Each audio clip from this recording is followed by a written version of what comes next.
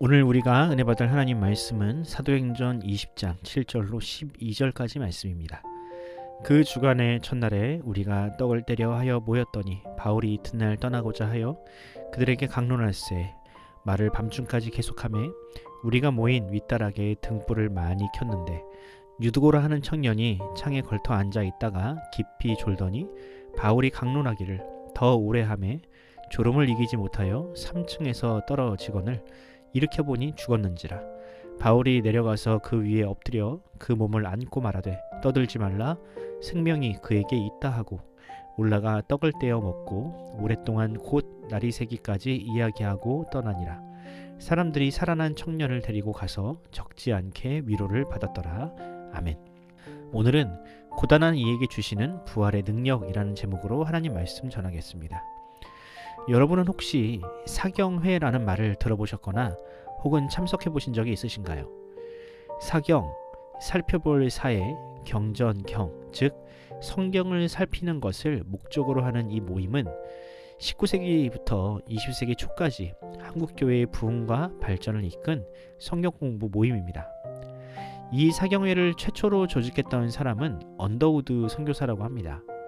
그러다 나중에는 훈련을 받은 평신도들을 통해 이 모임이 이루어졌고 이것이 구역예배라는 형태로 발전하게 되었다고 하더군요. 대신에 사경회는 1년 중 어떤 특별한 기간을 정해서 목회자가 주도하는 형태로 바뀌었습니다. 저 역시 어렸을 적에 부모님의 손을 잡고 이 사경회에 참석했던 기억이 있습니다. 하지만 차츰 이 사경회가 한국교회에서 자취를 감추기 시작했습니다. 왜냐하면 사회가 너무 급하게 변하고 사람들이 바빠졌기 때문입니다. 그래서 긴 시간 집중력을 요구하는 사경회보다는 짧은 시간 강한 임팩트를 줄 수 있는 찬양이나 간증과 같은 순서들로 채워진 부흥회 혹은 심령대 부흥회가 그 자리를 대체하게 되었죠. 그렇게 말씀과 멀어져 있던 한국교회에 다시금 생기를 불어넣은 것이 바로 제자훈련입니다. 고 옥하는 목사님은 그저 성경 지식을 전달하던 사경회의 약점을 보완하여 그리스도의 제자로서 삶의 변화와 실천을 중심으로 하는 양육 프로그램을 사랑의 교회에 적용하셨죠. 그리고 많은 교회들이 그 뒤를 따라갔습니다. 물론 요즘 현대인들은 그마저도 감당하기 어려워합니다. 쇼츠에 길들여지고 학창시절 암기 위주로 공부를 하다 보니 긴 시간 설교를 듣거나 말씀을 연구하는 일에 익숙하지 않습니다. 그래서 저는 가끔씩 과거 사경회에 참석해서 설교를 듣던 시절이 그리워질 때가 있습니다. 성경이라는 바다에 풍덩 빠져서 말씀이 주는 은혜와 감격에 젖어 있던 그 시간이 그립기만 합니다. 오늘 우리가 묵상한 본문을 보면 우리에게 너무나 익숙한 유두고라는 사람을 중심으로 한 기적이 기록되어 있습니다. 많은 사람들이 그가 죽었다가 살아난 사실에만 집중하지만 오늘 본문에는 그보다 더 큰 기적과 교훈이 담겨 있습니다. 과연 그날 저녁 드로아에서는 무슨 일이 있었을까요? 바울은 세 번째 전도 여행을 다니면서 그동안 자신이 개척한 교회와 성도들을 만났습니다. 당시 성도들은 굳이 이야기를 하지 않아도 그 순간이 바울과의 마지막 만남이 될 것이라는 사실을 직감적으로 느끼고 있었죠. 드로아에 있던 성도들도 마찬가지였습니다. 바울은 예루살렘으로 건너가기 전 드로아에서 총 7일을 머물렀는데 이때 바울은 저녁마다 사람들을 모아 하나님의 말씀을 전했습니다. 7절을 보면 사건이 있던 그날 역시 바울의 설교를 듣고자 많은 사람들이 모였다고 합니다. 7절을 읽어드리겠습니다. 그 주간의 첫날에 우리가 떡을 떼려 하여 모였더니 바울이 이튿날 떠나고자 하여 그들에게 강론할세 말을 밤중까지 계속하매. 여기 보면 그 주간의 첫날이라는 말이 나오죠. 유대인들에게 일주일의 마지막은 안식일인 토요일이니 한 주의 첫날은 당연히 일요일이었겠지요. 바울은 예수께서 부활하셨던 바로 그날 일요일을 예배일로 정하여 성찬과 애찬을 나누고 하나님의 말씀을 강론했습니다. 그리고 이것이 초대교회가 드리는 예배의 루틴이 되었죠. 그런데 여러분, 과연 이 예배가 오전에 드려졌을까요? 오후에 드려졌을까요? 당연히 오후 혹은 밤 늦게 시작되었을 겁니다. 왜냐하면 당시에는 휴일의 개념이 없기 때문에 사람들은 낮에는 일을 해야 했습니다. 그래서 당시 성도들은 저녁이나 밤 늦게 잘 시간을 쪼개어 예배를 드려야 했습니다. 그때도 마찬가지였겠죠. 이제 바울 사도가 떠나면 다시는 그의 설교를 들을 수 없습니다. 그러니 사람들은 늦은 밤 잠을 줄여서라도 바울이 전하는 설교를 들으려 했던 겁니다. 바울도 사람들의 그런 중심을 잘 알고 있었습니다. 그래서 시간이 가는 줄도 모르고 밤이 새도록 하나님의 말씀을 전했지요. 바울이 드로아에 머무는 마지막 날에는 더 많은 사람들이 몰렸습니다.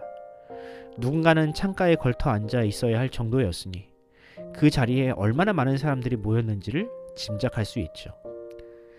그만큼 드로아 사람들은 바울을 사랑했고 무엇보다 말씀을 사랑했습니다. 하지만 그런 무리한 일정은 반드시 사고를 불러옵니다. 낮에는 일하고 밤에는 설교를 듣는 날이 반복되니 결국 졸음을 이기지 못한 유두고가 창가에 앉아 있다가 낙상하여 목숨을 잃는 끔찍한 일이 벌어진 것입니다. 그 모임이 어떻게 됐을까요? 일순간 차갑게 식어버렸을 겁니다. 우리는 하나님의 말씀을 사모하여서 이 자리에 모였는데 왜 하나님은 우리에게 이런 비극을 보게 하시는가? 바울도 아마 적지 않게 당황했을 겁니다. 왜냐하면 그날은 3차 전도 여행을 마무리하는 날이자 바울의 사역에 마침표를 찍는 날이나 마찬가지였으니까요. 그런 중요한 모임에서 누군가가 자신의 설교를 듣다가 죽었다고 하면 이게 얼마나 비참한 일입니까? 바울의 사역의 마침표가 그래서야 되겠습니까? 그래서 바울은 싸늘하게 식어버린 유두고의 시신을 안고 이렇게 이야기합니다. 이 청년은 아직 죽지 않았다. 그리고 결국 그 청년을 살려내고 드로아를 떠납니다. 우리가 주목해야 할 것은 그 이후 사람들의 반응입니다. 12절을 읽어드리겠습니다. 사람들이 살아난 청년을 데리고 가서 적지 않게 위로를 받았더라. 사람들은 이 일로 인하여 위로를 얻었다고 합니다. 유두고의 일이 자신과 아무런 상관이 없고 그 어떠한 이득으로 돌아오지 않았음에도 그들이 위로를 얻었다고 합니다. 왜 그들은 이 일로 위로를 얻었을까요? 그 이유는 아마도 하나님의 말씀을 사모하는 일이 결코 무의미한 일이 아님을 깨달았기 때문일 겁니다. 하나님의 말씀을 붙들고 있으면 어떠한 시련이 와도 결국에는 승리하게 될 것이라는 믿음이 생겼기 때문일 것입니다. 부활하신 예수님은 그저 말과 글에만 계시는 분이 아니라 우리의 고단함을 아시고 지금도 우리의 곁에 살아계시는 분임을 확신하게 되었기 때문일 것입니다. 그렇습니다. 드로아의 성도들은 하나님의 말씀을 우선순위로 놓고 살았던 신실한 성도들이었습니다. 그리고 하나님은 그런 성도, 말씀을 사모하는 성도를 결코 외면하지 않으십니다. 하나님은 어떤 방법으로든 그 성도에게 위로를 주실 것이며 궁극적으로는 부활이라는 선물을 안겨 주실 것입니다. 사랑하는 성도 여러분, 유두고라는 이름에는 다행스럽다라는 의미가 담겨 있다고 합니다. 알고 보니 참 좋은 이름이죠. 바라기는 주께서 오늘 하루 여러분들에게도 유두고에게 주신 은혜를 주시어서 예수 믿기를 참 잘했다, 성도로 살 수 있어서 참 다행이다 라는 간증과 고백이 저와 여러분의 삶에 가득하기를 간절히 소원합니다.